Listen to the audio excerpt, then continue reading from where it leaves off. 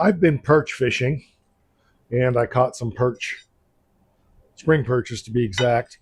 We are getting ready to modify these for fundus chuck because these are for 7 1/4 rear end, which is a smaller axle tube, and we're putting a bigger axle tube in, and I don't have the bigger plate, so we're going to modify these. Well, there's stuff that you can do for a project to use parts that don't really work but make them work, and that's what we're doing today. Stick around. I'm Mike, and you're watching My Car Shop. So a 7 1/4 rear end, which is what these plates are off of, has a 2.5 inch axle tube diameter. The 8 1/4 and the 8 3/4 both have 3. So our bolt pattern is off by a 1/2 inch. Not a whole inch, just a 1/2 inch. So we're going to, and that means we need to open the hole up. I'm not going to weld shut and re-weld. I'm just simply going to put it in the mill. And now you can do this. You don't have to have a mill, but it helps. You can do this with just a rotary grinder, it open, or you can use a torch or a plasma cutter.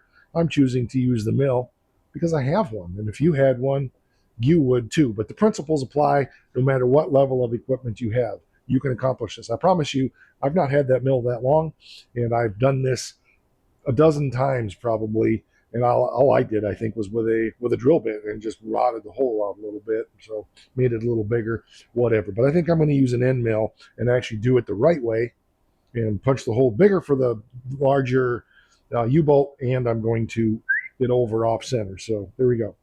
The first thing we got to do is get it in the vise.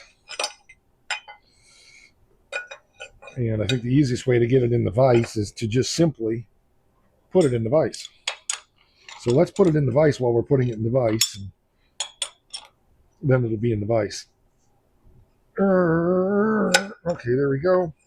And I think I'm going to put a little block of some kind under there, maybe a block of aluminum or something like that, just to get things square like a toilet. So the shock plates go in like this, or this forward is my point, whichever side it is, it doesn't matter. But my point is that the U-bolts go this way.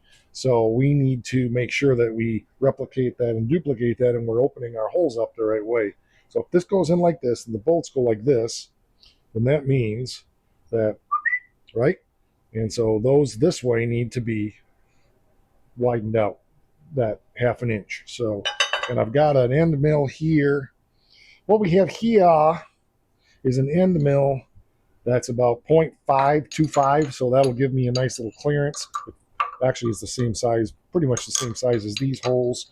So that'll work good. I still have a collet in here apparently. So that'll work well. We'll just use this one since it's already here. Get that tightened up. And I probably better fire up my power supply. Get our 480 volts powered up here. Hold on. So I'm just establishing my datum point here to be sure I'm lined up with that hole. Now I'm going to go over to the end, the next one, and make sure that we're not crooked too bad. Doesn't have to be perfect, of course, but we're pretty close. Good. Okay, so I'm going to go back here. So this it is off just a little teeny bit. I might as well straighten that up. Again, we're not looking for thousandths of an inch perfection here. But it would be nice to have things kind of line up a little bit here. So let me, there we go. See if that works. Close enough there. Make sure it's close enough back here now. Okay, that one's perfect. So check it again. Okay, that's close. But that's not the way we need to expand it. See, that's why we're painting extension here. This actually needs to expand this way. So let's see if we're clear this way. Just using the existing holes to get me in the ballpark. Close enough. Perfect. Okay. So what I'm going to do is I'm going to set my XY. I'll bring you over here. And then I'll just start with this one. And I'm going to zero everything Okay, and then I'm going to move this out 0.25.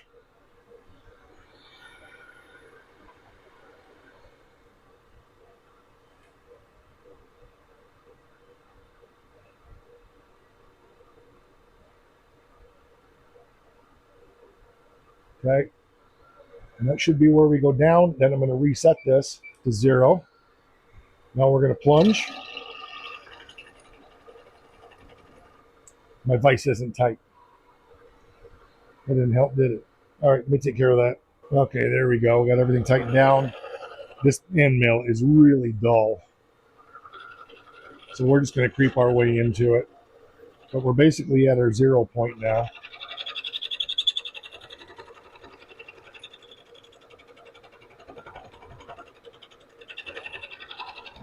So I'm pretty comfortable with that. Okay, so now we're going to go 3 inches.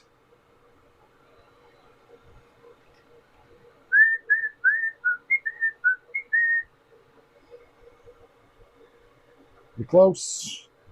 And because my mill is so dull, I'm going to creep into it again. Okay.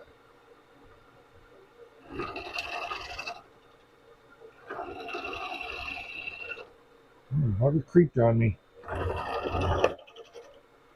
Oh, I tell you what, this is not holding real well, but as long as I don't get too aggressive, it'll be all right.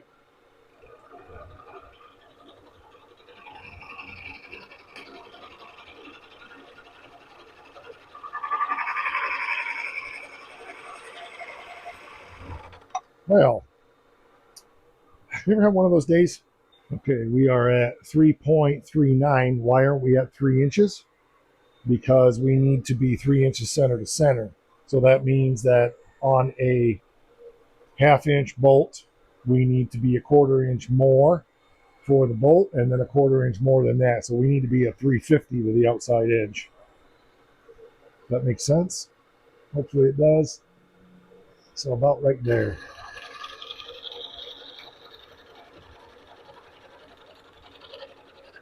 Good.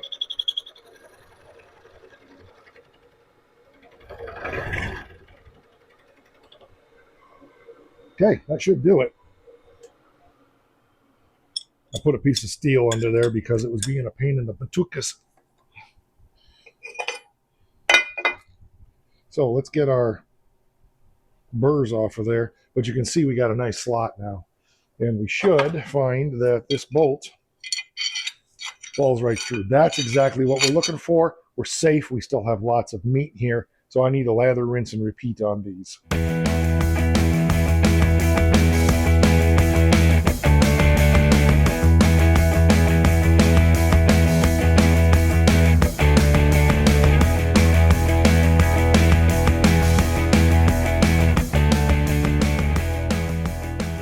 One down. It's perfect. My slots aren't perfect, but they don't matter because they work. Now, I'm going to do the other one. I'm not going to waste your time with that. And then we'll go over and double check the fitment on my rear end. So we'll be right with you in just a hot minute. Okay, I got my rear end jacked up a little bit so I can get under there. Need my U-bolts. These U-bolts were, I got them at the local auto parts.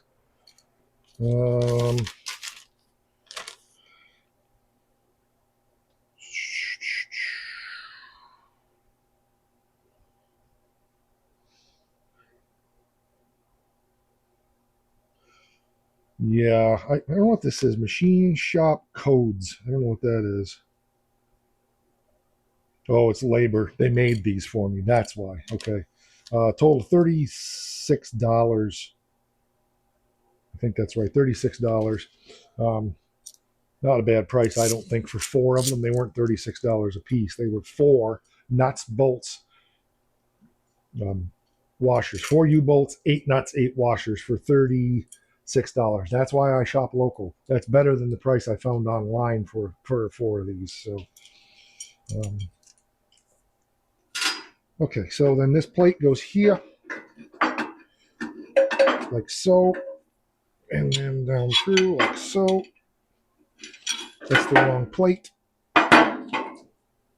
Thought I screwed up the way I machined it, but no, I screwed up the way I put it on is what I did.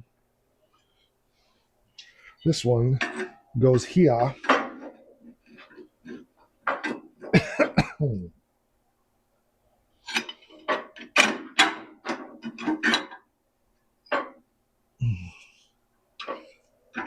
Okay, I got a problem because my U-bolt is hitting the table, so I need to go up higher. So let me jack this up about another 4 inches. Is that okay, thing? Can I jack it up 4 more inches? That should do it. Okay. Get a nut on there. For 6. Boy, I tell you what, I maybe should have got a little shorter U-bolts. These are plenty long, but I wasn't sure that I wasn't going to be putting axle lowering in this, so I got them plenty extra long, but no big deal.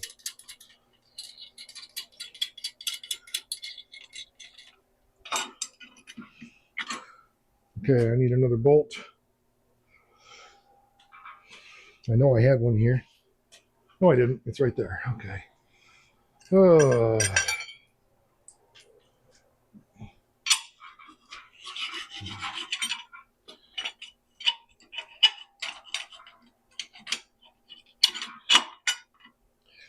Yeehaw and stuff.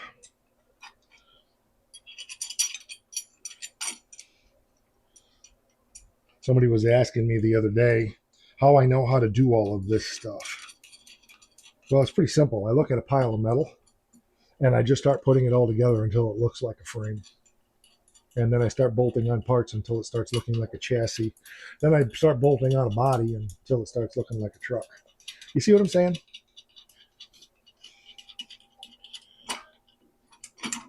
Okay, there we go. Okay, this is going to be a little bit lather, rinse, and repeat. So I'm going to shut you off and get this put on here. Then we'll get that side done over there. Although Thing is really working on it. She's really into it.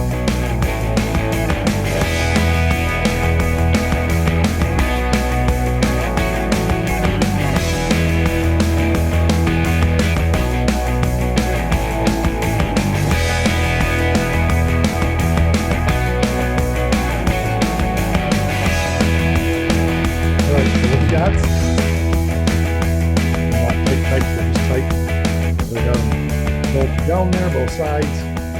Shock notes are correct, so we get everything right. Isn't that cool? So at some point we need to clean up my dirty rear end, but for now we'll leave it like it is. One issue I've got though is I don't want to set this back down right now on the bolts like that because it'll put too much pressure on this, because none of this is welded into the vehicle really yet. It's just tack welded in there a little bit. So what I need to do is probably put a jack stand under here. That'll probably do the job. So let me get that done. I know my frame is ridiculously like this right now, but that's okay because we got other stuff to do here yet. So, and I've got updates for you on a couple of other things as well. Decided to go with jack stands, and I will eventually get the front end up at the same level and call it good. But it looks good. I'm really pleased with that. Yes, those bolts are extra long. Once we're finalized on whether or not we're spacing it or if we're going to have to put wedges in it to correct pinion angle, which I'm almost positive we're going to. I thought we were going to have to maybe cut the perches off of the axle, but I don't think we're going to have to. We'll see. We got to see what our pinion angle is going to be, but you can put wedges in the back to tip that down. So unless we have wedge that's that thick, we shouldn't need to do that. And we're still not exactly right back there. Somebody suggested flipping the perches so that the spring was above that. The problem I have with that is then it's interfering with my box, and I don't want to do that. So, I mean, potentially, I guess I'll have to think about it. I could possibly put a plate on here, come down, and then flip this so that this was up here and this was down here. But I don't think that would work because it would hit against the plate. So I think leaving it this way is best. This is obviously down too far. We need to bring that up, and the axle shifted that way some. But Thing is inspecting it, and I think she thinks it's good. I don't know where Monster is today, but the weather's nice, so he's probably out hunting because these guys are mousers like crazy. Look at that fat little belly on her. They're eating mice like crazy. I put food out for them, and they don't even want to eat it because they're so full. That's what they're here for. If you stuck with me this far in the video, which a lot of people don't, I'm going to give you a pro tip right now. I had zero motivation, but I thought, get the machine shop fired up, get those plates done. Knowing me, once I got the plates done, then I was going to want to bolt them on the truck. Is it a huge amount accomplished? No. But here it's about taking one bite at a time. This is how we accomplish so much on so many projects. People have commented on, I have no idea how you can get so much done, because I don't sit here and try to dedicate 12, 14, 16-hour days on the weekend. I literally come out here for an hour, sometimes a half an hour, sometimes a couple hours, depending what I want to accomplish, once in a while, an afternoon, and I just keep relentlessly hammering on it. Some people have called me the relentless rebuilder. I suppose that's true to a point. But that's all I do, is I just keep taking those little bites, little bites, little bites. And before long, you've eaten the whole big elephant, although we're not putting an elephant motor in this for my girl. It'd be nice. But I have other cars I'd rather have an elephant motor in. Pro Street GTS. All right, that's going to do it for this one. Thanks for being here. We'll be back on this again real soon. We're going to be back on the Stitches Challenger. We got more coming on that. And we're going to be hammering on the Forsyth. As soon as we can get Stitches out into the weather without it getting rained on, and I have the time to do all of that, then we are going to be on the Forsyth Duster. We've already worked on it some. I'm planning it. We're going to be bending up some metal for the inner rocker panels and starting to get that in so we can get that torsion bar cross member in. That'll do it. We'll catch you on the next one. And don't forget, because it's important.